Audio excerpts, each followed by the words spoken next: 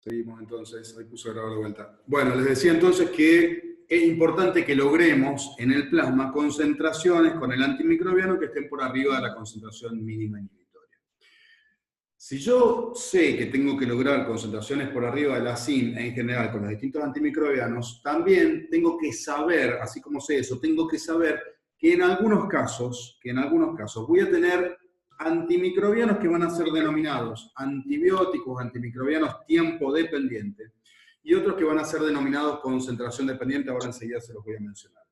¿Qué quiere decir, por ejemplo, que un antibiótico sea tiempo dependiente? Antibiótico tiempo dependiente. Bueno, un antibiótico tiempo dependiente es un antibiótico en el que yo tengo que lograr que las concentraciones plasmáticas de ese antimicrobiano se encuentren la mayor cantidad del tiempo posible del intervalo entre administraciones por arriba de la concentración mínima inhibitoria.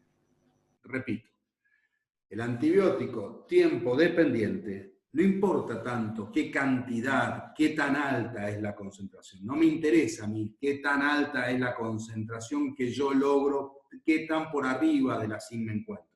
Es más importante qué tanto tiempo me mantengo por arriba de la concentración mínima inhibitoria.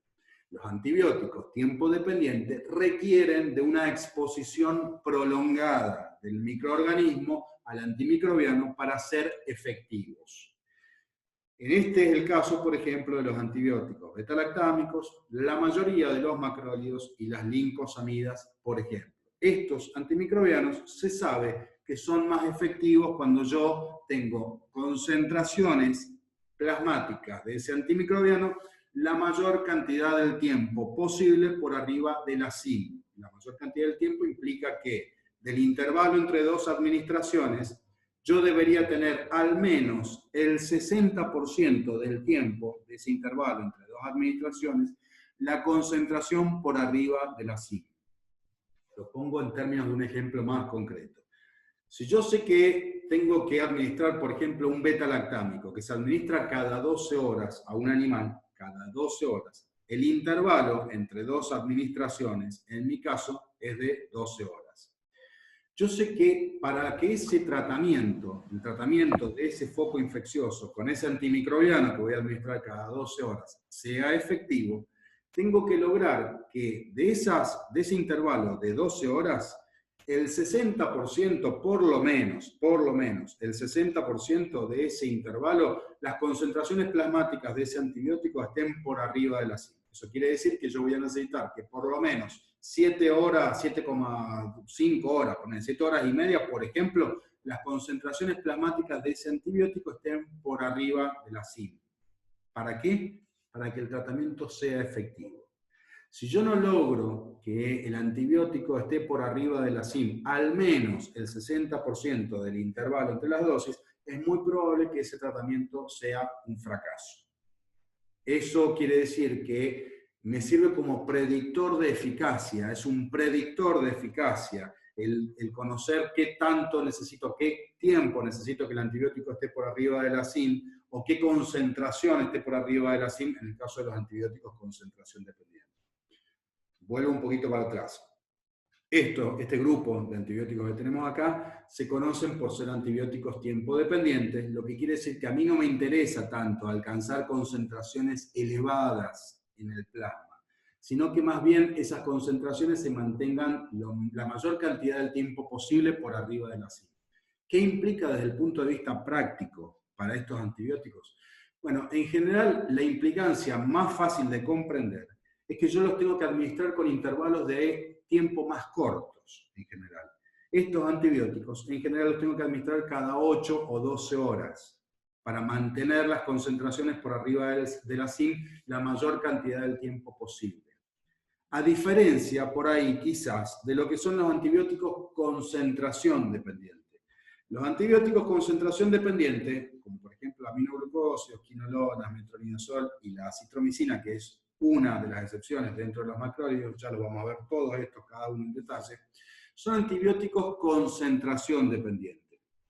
En este caso, a mí no me importa tanto mantener las concentraciones plasmáticas por arriba de la SIM durante mucho tiempo. En este caso, para los antibióticos concentración dependiente, se ha visto experimentalmente que los tratamientos son más efectivos cuando yo logro concentraciones elevadas del antibiótico, muy elevadas, que estén muy por arriba de la CIM, y las voy a medir o con el Cmax, es decir, la concentración máxima que logro yo del antimicrobiano, o en algunos casos con el área bajo la curva, es decir, con toda esta superficie que tengo acá. Se puede medir de las dos formas, hay distintas teorías, distintos autores e incluso diferencias para las distintas familias de antimicrobianos. No importa, para ustedes lo importante es que sepan que en algunos casos a mí me interesa más que las concentraciones estén por arriba la mayor cantidad del tiempo posible, para el caso de los antibióticos, tiempo dependiente, y en algunos casos me va a interesar más bien alcanzar concentraciones altas, las puedo medir con el área bajo la curva o con el Cmax, más que mantenerlas durante mucho tiempo. Desde el punto de vista práctico, a diferencia del caso anterior, en este caso, por ejemplo, en el caso de los aminoglucósidos o de las fluoroquinolonas, a mí me permitiría utilizar una dosis cada 24 horas, en algunos casos, hacer una dosis elevada cada 24 horas, alcanzar un pico grande, un pico elevado, que esté 8 o 10 veces por arriba de la CIM, por ejemplo, y con eso hacerlo una vez cada 24 horas, y con eso ese tratamiento puede ser suficiente para ser efectivo, para hacer un buen tratamiento, para lograr una eficacia elevada y curar al animal desde el punto de vista clínico y bacteriológico. ¿Se acaba de entender esto que dije, la diferencia entre antibióticos tiempo dependiente y concentración dependiente? Sí, profe. Tengo Bien, una pregunta. dígame. Bien. Si se vincula con la cinética de eliminación que vimos anteriormente, ¿puede ser que tenga algo que ver? Me parece que no entendí la pregunta. A ver, vamos de vuelta. Esta, decís vos, este grafiquito. En la eliminación, ¿se acuerda que vimos de orden 1 y de orden 0? Sí. Pero yo no sé si tiene que ver con esto. ¿Lo podemos relacionar?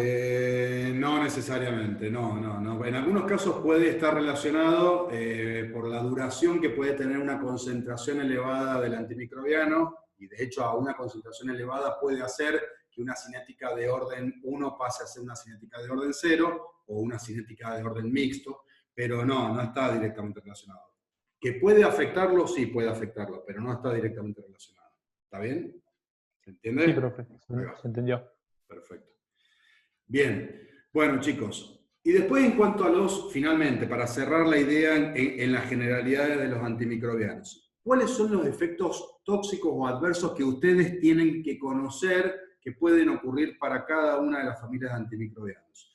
Bueno, hay algunos que son bastante evidentes, bastante sencillitos, y otros en los que por ahí vamos a tener que hacer un esfuerzo mayor para entenderlos. Uno muy sencillito de comprender, como en el resto de las drogas que hemos estudiado y que vamos a seguir estudiando a lo largo de la cursada, es la toxicidad dosis dependiente. Al igual que el resto de las sustancias químicas con las que podemos tener contacto, los antimicrobianos pueden tener una toxicidad dependiente de la dosis. Esto quiere decir que los antimicrobianos son, en general, o tienen un buen margen de seguridad, pero va a llegar un momento a una dosis determinada en la que va a empezar a presentar un efecto tóxico al animal. Y eso está relacionado a algo que mencionábamos en la clase pasada, cuando hablábamos de antisépticos y desinfectantes. Los antisépticos y desinfectantes en general tenían una baja selectividad para generar toxicidad sobre las células procariotas o sobre los microorganismos y diferenciarla de las células eucariotas. Para el caso de los antimicrobianos, en general los antimicrobianos o los antibióticos tienen una toxicidad mucho más selectiva, si se quiere. Es decir, que a dosis terapéuticas, en general van a afectar mucho más a las bacterias que a las células eucariotas. Insisto, va a llegar una dosis en la que esa selectividad se torna relativa y a veces incluso inexistente. Por lo tanto, tenemos que saber que todos los antimicrobianos van a tener un efecto tóxico determinado y tenemos que conocerlo para saber qué esperar y eventualmente también cómo tratarlo.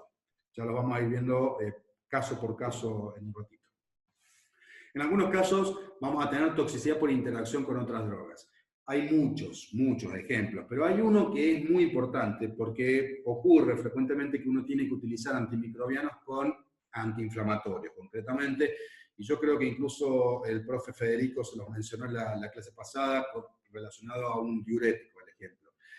Los antiinflamatorios no esteroidales, si ustedes recuerdan, los vimos ya hace más o menos un mes, calculo, tenían entre sus posibles efectos tóxicos la capacidad de generar nefrotoxicidad, de generar daño en el riñón. Bueno, también tenemos algunos antimicrobianos, hay un grupito que es muy característico por ese motivo, de generar toxicidad en el riñón, de ser nefrotóxico. Bueno, si yo sé que este grupo de antimicrobianos es nefrotóxico, eventualmente, idealmente, probablemente debería tratar de evitar combinarlo con antiinflamatorios no esteroidales, porque voy a estar potenciando la nefrotoxicidad. Entonces también es importante que conozcamos que hay toxicidades de antimicrobianos que se pueden potenciar cuando nosotros combinamos con otras drogas. Ya vamos a ver algún otro ejemplo también probablemente en un ratito. Hipersensibilidad. La hipersensibilidad es un tipo de reacción adversa que no está relacionado a la dosis. Ustedes saben que la hipersensibilidad como reacción alérgica en general, cualquiera de los tipos de hipersensibilidad pueden generarse con concentraciones o dosis muy bajitas del compuesto potencialmente alergénico. La hipersensibilidad es característica, les diría que para una familia de antimicrobianos que vamos a mencionar enseguida, probablemente todos ustedes lo hayan sentido nombrar o escuchado alguna vez en algún contexto, ya lo vamos a aclarar enseguida, pero es muy importante que sepan que la hipersensibilidad no depende de la dosis y puede generar desde una leve urticaria con prurito y alguna aparición de eritemas, pápulas, máculas, hasta un shock anafiláctico, o sea que puede representar una situación riesgosa incluso para la vida del animal. Y tenemos que saber también cómo tratarla. Bueno, por supuesto, el uso de antimicrobianos, cualquiera de las familias de antimicrobianos puede generar o puede facilitar, si nosotros los utilizamos mal particularmente, la aparición de cepas de microorganismos resistentes a los antimicrobianos. Esto tiene implicancias desde un montón de aristas.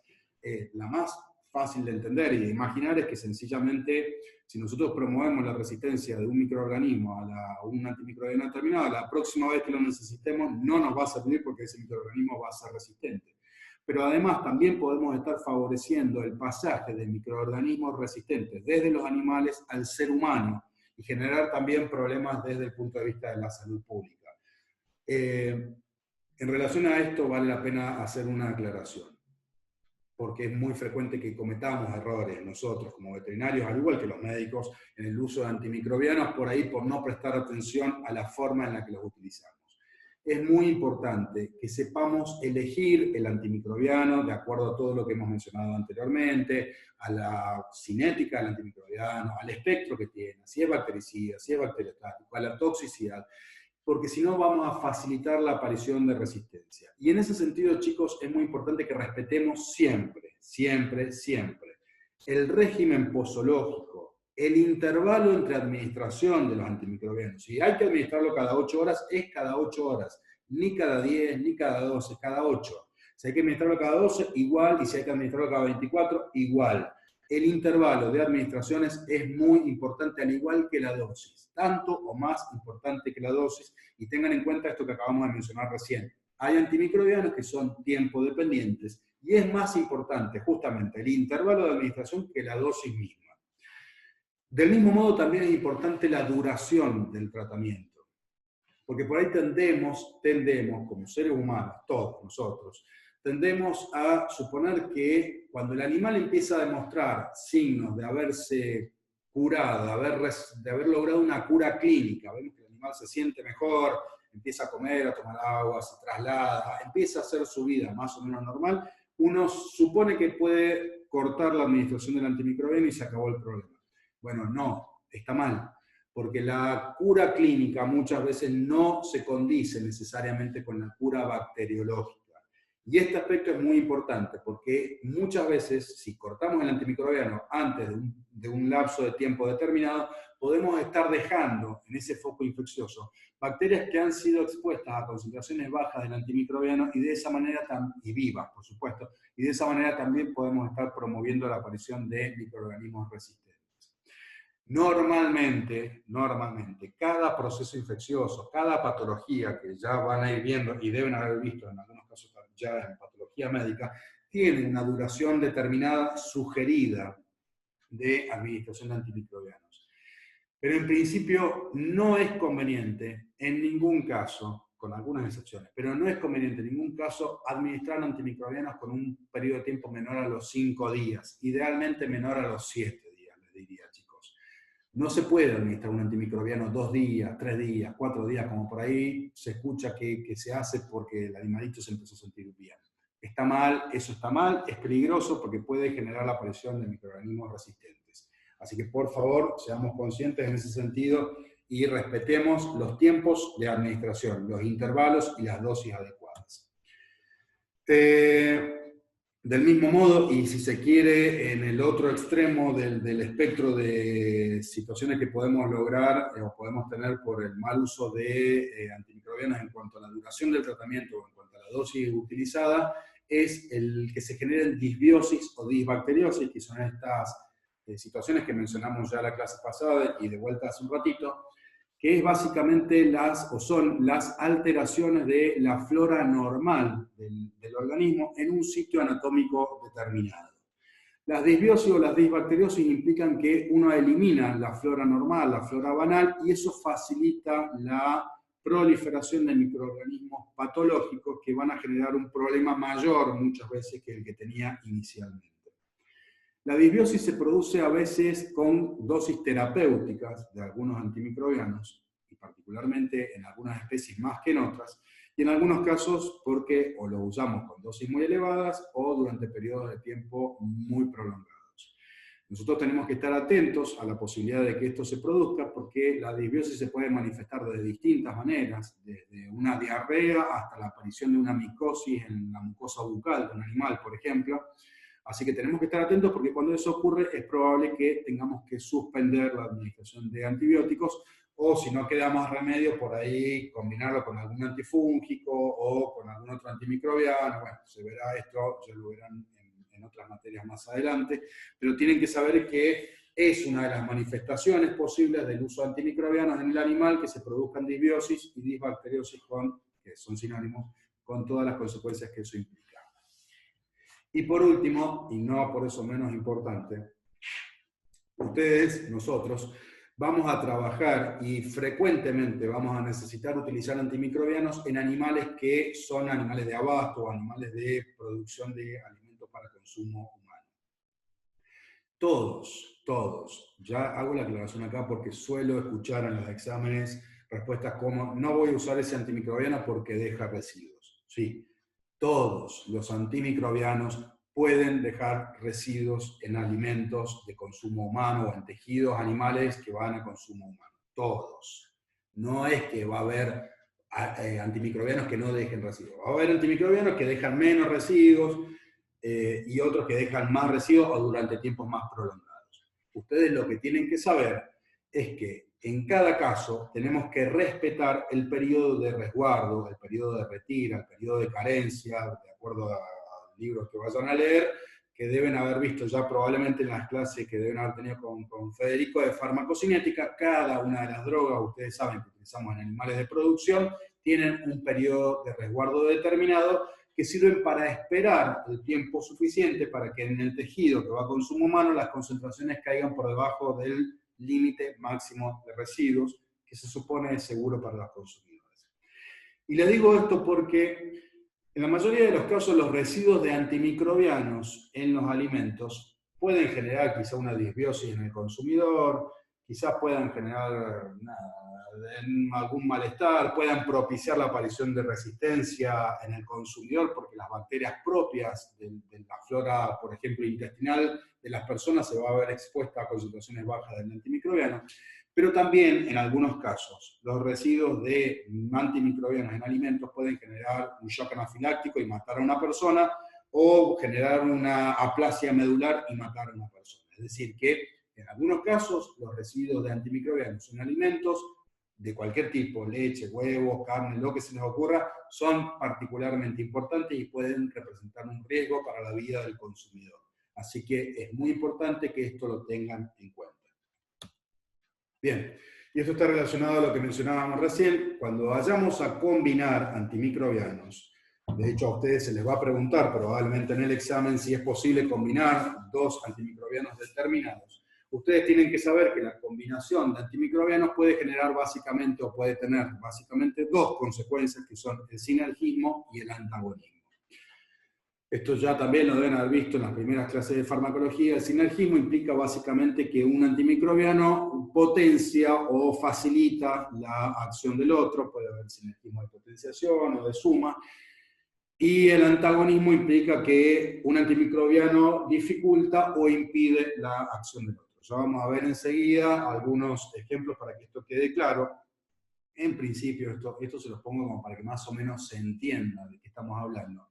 Vamos a tener sinergismo, por ejemplo, cuando combinemos nosotros dos antimicrobianos distintos que vayan a afectar a las bacterias del foco infeccioso que estemos tratando de eliminar, en dos sitios diferentes. Por ejemplo, en la pared celular y en la síntesis de proteínas. Bueno, ahí vamos, o en dos lugares distintos de una misma cadena de eventos metabólicos en la bacteria. Bueno, en esos lugares vamos a tener un efecto de potenciar uno la acción del otro y por lo tanto un efecto de sinergismo. Pero también podemos tener antimicrobianos que actúen en la misma subunidad ribosomal, afectando la síntesis proteica, y por lo tanto uno compita con el otro por su acción en esa subunidad ribosomal y estemos generando un antagonismo competitivo, por ejemplo, entre dos antimicrobianos. Son dos ejemplos en los que podemos tener sinergismo o antagonismo. Enseguida vamos a ver algunos ejemplos concretos con las distintas familias de antimicrobianos para que quede más claro. Si hay dudas, por favor, me preguntan. Bueno, acá yo les pongo este dibujito para que ustedes vean cuáles son las alternativas que tenemos en los distintos mecanismos de acción de las distintas familias de antimicrobianos de las que vamos a hablar. Algunas las vamos a ver en detalle, otras no. Drogas o familias de drogas que tenemos afectando la síntesis de pared celular, beta-lactámicos y vancomicina. De estos nos vamos a ocupar exclusivamente de los beta-lactámicos, puesto que vancomicina no es un antimicrobiano que usualmente vayamos a ver. De hecho, no hay medicamentos que lo tengan en medicina veterinaria y probablemente no tengamos que usarlo nunca. Ojalá no tengamos que usarlo nunca. Antimicrobianos que actúan en la síntesis proteica, y fíjense chicos, acá vamos a ir viendo a medida que avancemos que los antimicrobianos actúan inhibiendo la síntesis de proteínas en las bacterias. Y ustedes tienen que saber que son antimicrobianos que inhiben la síntesis proteica, pero tienen que saber si lo hacen en la subunidad ribosomal 30S o en la subunidad ribosomal 50S. Y hago esta aclaración porque en los exámenes van a, por ahí, por ahorrarse saber si es la 30S o la 50S, sencillamente dicen inhiben la síntesis proteica. Y cuando uno les pregunta si es la 30S o la 50S, nos miran como diciendo, estás preguntando, no sé, química elemental o cómo dividir el átomo o no sé qué. Y es elemental que ustedes sepan esto, por lo que decíamos recién. Yo no puedo combinar antimicrobianos que actúen, por ejemplo, en la misma subunidad ribosomal, porque voy a tener una acción competitiva y por lo tanto antagónica entre los antimicrobianos. Así que, por favor, apréndanse la subunidad ribosomal sobre la que actúan las distintas familias de antimicrobianos. Antimicrobianos que actúan en la síntesis de proteínas en la subunidad ribosomal 30S, dos familias, muy sencillito, aminoglucósidos y tetraciclinas. Antimicrobianos que actúan en la síntesis proteica en la 50S, tres familias, macrólidos, lincosamidas, y fenicoles. ADN girasa, una de las enzimas que también van a ver como topoisomerasa en alguno de los textos de farmacología que se puedan cruzar. La ADN girasa es básicamente una de las enzimas que participa en el desenrollamiento de las cadenas de ADN y por lo tanto participa indirectamente en la reparación, en la transcripción, en la replicación del ADN, y si esa enzima no está funcionando, claramente eso es absolutamente incompatible con la vida del microorganismo, así que nada, muere. Antimicrobianos que actúan evitando la síntesis de ácido fólico, que es uno de los metabolitos que participa en la síntesis de bases nitrogenadas del ADN, y por lo tanto las drogas que actúan inhibiendo la síntesis de ácido fólico inhiben también la síntesis de ADN. Y ahí tenemos básicamente a las sulfamidas y el trimetoprim, ya lo vamos a ver antes de terminar la clase, va a ser una de las últimas familias de las que vamos a hablar, si es que llegamos. Bueno, ARN polimerasa, la rifampicina, una droga que tiene poca importancia en veterinaria, por ahí se utilizan algunas formas farmacéuticas de uso tópico en cremitas, en veterinarias de uso, perdón, de medicina humana, y en algunos casos por ahí en algunas enfermedades en el equino se usan algunas formas inyectables de rifampicina. Muy raro, pero bueno, por ahí lo van a encontrar mencionado en algún texto. Y antimicrobianos que actúan en la membrana citoplasmática, que les adelanto, de estos no vamos a hablar, al menos no al día de hoy. Dentro de los que tenemos drogas como las polimixinas, entre las que está la colistina, es un antimicrobiano muy, muy poco utilizado. En general, les diría que los antimicrobianos que actúan en la membrana citoplasmática en veterinaria son casi inexistentes, por no decir directamente inexistentes. Bien, vamos a empezar, si no hay preguntas hasta el momento, vamos a empezar con la primera familia de antimicrobianos de la que vamos a hablar el día de hoy, que son los beta-lactámicos. Los beta-lactámicos, que son, yo se los voy a tratar de dar todas las familias de antimicrobianos en el mismo orden en el que lo van a encontrar en el libro, así les resulta un poco más sencillito. Los beta-lactámicos son una de las primeras familias de antimicrobianos también que fueron utilizadas en medicina humana junto con las sulfamidas. De hecho, inmediatamente después de las sulfamidas se empezó a utilizar la penicilina como tal. Son un grupo de antimicrobianos que actúan todos ellos inhibiendo la síntesis de pared celular. Y acá, chicos, aclaro, es suficiente con que sepan que se inhibe la síntesis de pared celular, ni más ni menos que eso. En todos los casos, los antimicrobianos beta-lactámicos son o generan un efecto bactericida sobre los microorganismos. Los matan y actúan inhibiendo la síntesis de pared celular y como tal, de acuerdo a ese mecanismo de acción, van a actuar también, sobre todo, en aquellas bacterias, en aquellos procesos infecciosos, en aquellas situaciones en las que las bacterias se encuentren en activa replicación, que es justamente en las situaciones en las que vamos a tener mayor cantidad de síntesis de pared celular. ¿Por qué hago esta aclaración? Porque si yo tengo un grupo de bacterias, un foco infeccioso que no se está replicando, que no se está dividiendo activamente, bueno, no va a haber síntesis de pared celular, o va a haber poca síntesis de pared celular, y por lo tanto los beta-lactámicos en esas situaciones tienen poca actividad. Y ya les adelanto, esa es una de las razones por las que no tenemos que utilizar nunca, jamás, bajo ningún punto de vista, beta-lactámicos con antimicrobianos que actúen como bacteriostáticos. Repito, no debo, está contraindicado, está mal utilizar beta-lactámicos en forma combinada con antimicrobianos bacteriostáticos. Porque los antimicrobianos bacteriostáticos van a inhibir la replicación bacteriana y por lo tanto van a impedir también que haya síntesis de pared celular y por lo tanto un lugar en el que puedan actuar los beta-lactámicos. Esto que acabo de decir es muy, muy, muy importante, no lo olviden. Ahí tenemos, por ejemplo, otro ejemplo de efecto antagónico. Bien. ¿Qué antimicrobianos tenemos dentro de los beta-lactámicos? Bueno, hay un montonazo en el libro, van a encontrar de hecho algunos más de los que vamos a mencionar acá. Yo les voy a mostrar y les voy a explicar y les voy a comentar acá cuáles son los que más frecuentemente se utilizan en veterinaria. Bueno, el más viejo y conocido dentro de estos antimicrobianos es la penicilina. Hay varias formas de penicilina distintas. Nosotros nos vamos a ocupar de la única que tiene utilidad desde el punto de vista práctico en veterinaria, que es la penicilina G. La penicilina G. La penicilina G, ahora la vamos a mencionar con un poquito más de detalle enseguida, es un antimicrobiano que actúa o tiene un espectro reducido y actúa sobre microorganismos gram positivos, aerobios y anaerobios. Y es muy importante este aspecto, insisto, gram positivos, casi exclusivamente, por no decir exclusivamente, aerobios y anaerobios. Tiene buena actividad contra bacterias anaerobias la penicilina. El segundo grupito dentro de los beta-lactámicos, en el que tenemos 2 o 3 exponentes, 2 concretamente de los que vamos a hablar el día de hoy, son las aminopenicilinas. Son drogas que todos nosotros hemos utilizado alguna vez, ya enseguida las vamos a ver más en detalle. Las aminopenicilinas como amoxicilina y ampicilina, son drogas que se las conoce o las van a encontrar en el libro como antimicrobianos de espectro ampliado. No sé de qué manera enfatizar lo suficiente para que no metan la pata el día de mañana. No es amplio espectro, es espectro ampliado.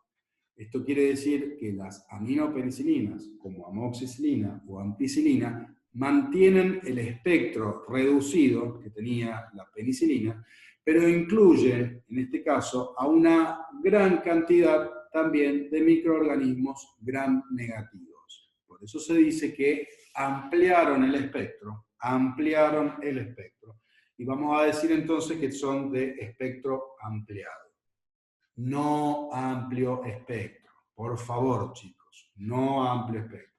No afecta bajo ningún punto de vista, ningún beta-lactámico va a afectar nunca, jamás en la vida, por ejemplo, un micoplasma que no tiene pared celular. No afecta a ningún otro tipo de microorganismo más que los mismos gram positivos que la penicilina y una gran cantidad de bacterias gram negativas. Solamente vamos a hablar entonces de espectro ampliado. El siguiente grupito de beta-lactámicos del que vamos a hablar enseguida, o vamos a mencionar algunas características, son las isoxazolilpenicilinas, dentro de las que tenemos algunas drogas como oxacilina y cloxacilina. Y acá me voy a detener 2 minutitos a hacer alguna aclaración. Todo este grupo de drogas, los beta-lactámicos, este grupo de antimicrobianos, son antimicrobianos que tienen una sensibilidad variable a un grupo de enzimas que generan los microorganismos para defenderse de estos antimicrobianos, que seguramente han escuchado y han visto en microbiología, que son las famosas beta-lactamasas. Beta-lactamasas o penicilinasas, también lo van a encontrar así en algunos libros. Las beta-lactamasas, insisto, repito, son enzimas que producen los microorganismos, tanto los gram positivos como los gram negativos, para degradar a los antimicrobianos beta-lactámicos y de esa manera defenderse de estos beta-lactámicos. Por lo tanto, la presencia de beta-lactamasas le confiere al microorganismo resistencia frente a estos beta-lactámicos. Bueno, la penicilina, por ejemplo, es fácilmente degradada por las beta-lactamasas. La amoxicilina, por ejemplo, igual que la ampicilina, son fácilmente degradadas por las beta-lactamasas. Estas drogas, las isoxazolilpenicilinas, o dentro de ellas oxacilina y cloxacilina, o dicloxacilina, son todas parientes.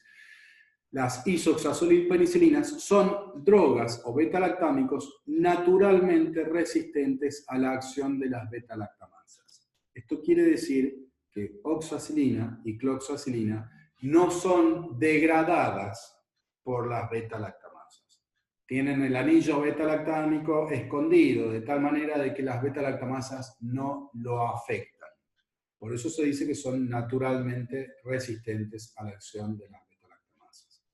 ¿Y por qué digo todo esto? Bueno, porque si ya sabemos que la penicilina tiene buena actividad contra los gram positivos, por ejemplo, al igual que estas drogas isoxazolilpenicilinas, con un espectro reducido fundamentalmente hacia bacterias gram positivas, ustedes saben que entre esas gram positivas tenemos bacterias como Staphylococcus, Streptococcus, que son bacterias grandes productores, son microorganismos grandes productores de beta-lactamasas y que generan resistencia a los beta-lactámicos fácilmente gracias a la producción de beta-lactamasas. Y producen, por ejemplo, mastitis bovina y son difíciles de tratar en muchos casos gracias a la producción de beta-lactamasas.